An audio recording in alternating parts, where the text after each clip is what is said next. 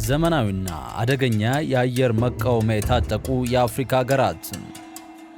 ምድራችን የጦርነት እሳት በየቦታው የተቀጣጠለባት፣ ሀያላኑ የበላይነታቸውን ለማስጠበቅ የሚጣደፉባት እጅግ ዘመናዊና የቀጣይ ትውልድ አካል የሆኑ ጅምላ ጨራሽ መሳሪያዎች በሽቅድድም የሚፈበረክባት ከሆነች ሰነባብታለች።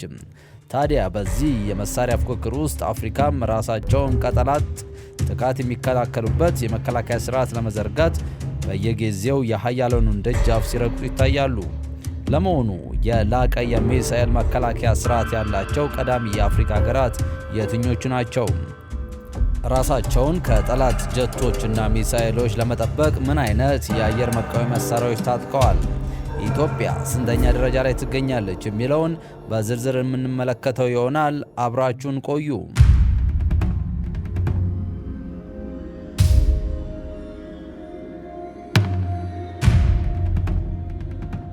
የሀያል ጦር ባለቤት ሀገራት የየራሳቸው አየር መቃወሚያ ያላቸው።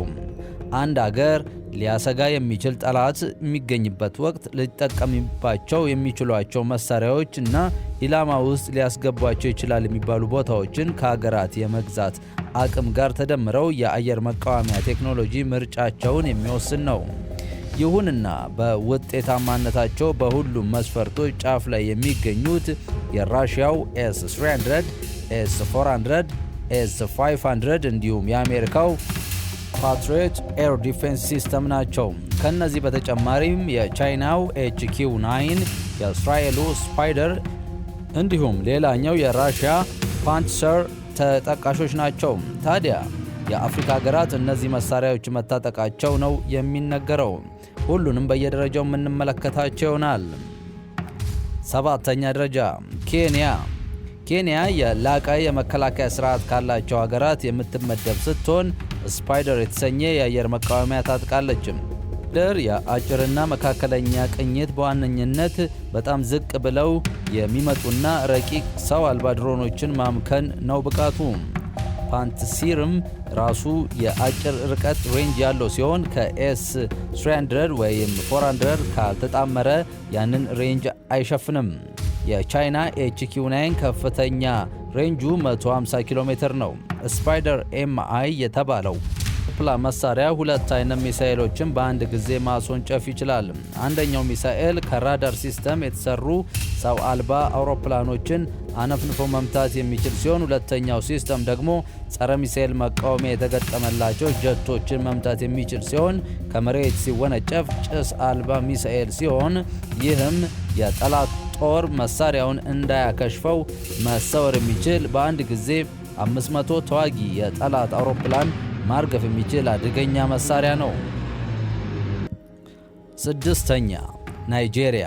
አውሮፕላኖች፣ የጦር ጀቶች፣ ሄሊኮፕተሮች፣ ከጦር ጀቶች ላይ የሚተኮሱ ቦምቦች፣ ሚሳኤሎች እና ሰው አልባ አውሮፕላኖች በፍጥነት ማውደም የሚችል ዘመናዊ ኤስ-300 የአየር መቃወሚያ አላት። ይህንን አደገኛ ሲስተም ከታጠቁ ሀገራት መካከል ናይጄሪያ ተጠቃሽ ናት። ይህ መከላከያ ስርዓት በጣም ውጤታማ የሚሆነው ሰው አልባ አውሮፕላኖችን ምድር ለምድር ተምዘግዝገው የሚመጡ የጠላት መሳሪያዎችን ማውደም ላይ ነው። ሶሪያ ላይ መሳሪያው በተግባር ተፈትኗል። እነሱ ያደረጉት በፓንትሲር ኤስ-1 ሲስተሙን ውድና አሜሪካን የሚያስፈራ ከሆነው ኤስ-400 ጋር በማጣመር ነበር።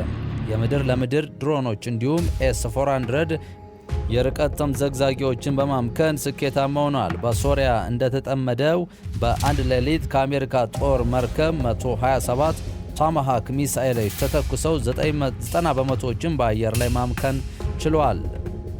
አምስተኛ ሞሮኮ። ሞሮኮ የላቀ የአየር መከላከያ ዘዴ ካላት ሀገር አንዷ ናት። ከአውሮፓ ጋር የምትዋሰነው ሰሜን አፍሪካዊቷ ንጉሳዊ ሀገር የሞሮኮ ወታደራዊ ኃይል እጅግ ዘመናዊ ከሆነው የምድር ጦርና አየር ኃይሏ ባሻገር ሩሲያ ሰራሽ የሆኑ የአየር መቃወሚያዎችን መታጠቋ ይናገራል። ሞሮኮ ባላት ጠንካራ ምጣኔ ሀብትና ከምዕራባውያን ባላት ጠንካራ ዲፕሎማሲያዊና የመከላከያ ትብብር አማካኝነት ጠንካራ ሰራዊት ለመገንባት ትችላለች። በተለይም ደግሞ ከምዕራባው ጋር ያላት ጥብቅ ግንኙነት እጅግ አደገኛ የሆኑ መሳሪያዎችን ለመታጠቅ ምክንያት ሆኗታል። አራተኛ ኢትዮጵያ። ኢትዮጵያ ያለችበት ቀጠና እጅግ አስቸጋሪና ውስብስብ የሆኑ የፖለቲካ ሻጥሮች የሚነግሱበት ከመሆኑ አንጻር በህዳሴው ግድብና በቀይ ባህር ጉዳይ እንደ ግብፅና ኤርትራ ካሉ አገራት ጋር ከፍተኛ ውጥረት ውስጥ እንደመገኘቷ የአየር መከላከያ ስርዓቷን በዛው ልክ እያሳደገች ያለች ሀገር ናት። የመከላከያ አቪዬሽን ይፋ ባደረገው የህዳሴ ግድቡ የአየር ቀጠናም በአየር በራሪ ነጻ ተደርጓል። ይህ የአየር ቀጠናን ጥሶ ለማለፍ የሚሞክር ወራሪ አካል በአየር መቃወሚያ ቴክኖሎጂዎች ይመታል ማለት ነው። ዘመናዊ የአየር መቃወሚያ ተገጥሞ ሁሌም ለ24 ሰዓት በንቃት እየጠበቀ ነው ተብሏል።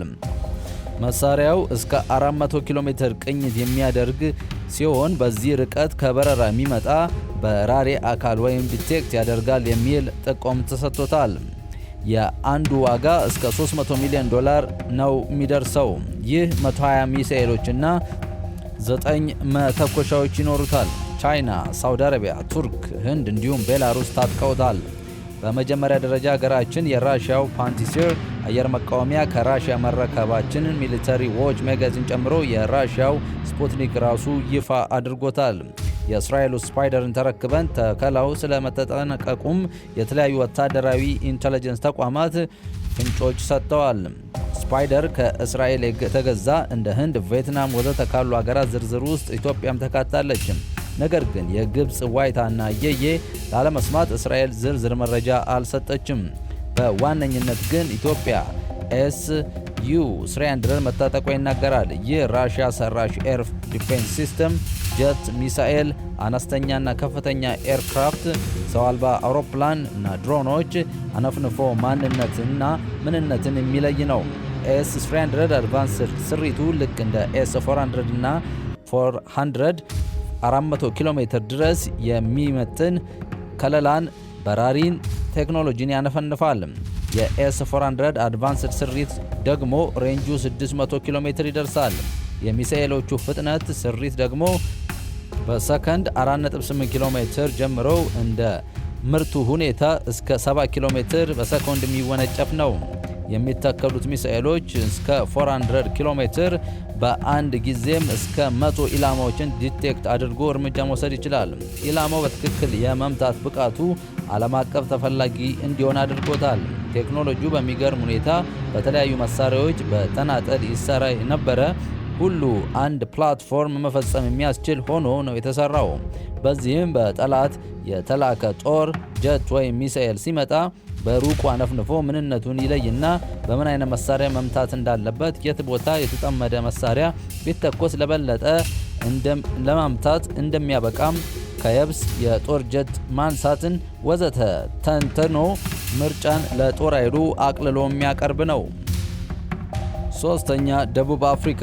ደቡብ አፍሪካ ደግሞ ከሌሎች ሀገራት በተለየ ሁኔታ ከሌሎች ሀገራት በግዢ መልክ ተጠቀቻቸው የአየር መቃወሚያዎች ይልቅ ዩምኮሆሞ የተሰኘ የራሷ የላቀ መከላከያ ስርዓት ለመገንባት ከየትኛውም አቅጣጫ ሊጣቃባት የሚችልን ድንገተኛ ጥቃት ለመከላከል በተጠንቀቅ ላይ መቆሙ ይነገራል። ደቡብ አፍሪካ ብትሆንም ልክ እንደ ሌሎች የአፍሪካ ሀገራት ጦር እጅግ ዘመናዊ የሆነ ጦር ለመገንባት እየጣጠረች ያለች እንደሆነ ይታወቃል።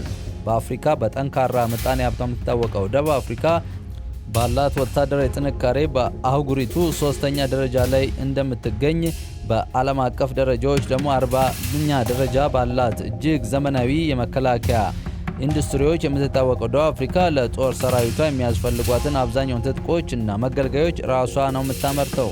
ለዚህም ነው የራሷ የአየር ኃይል መከላከያ ስርዓት በራሷ የጦር ጠበብቶች ለማስገንባት የቻለችው። ሁለተኛ፣ አልጄሪያ።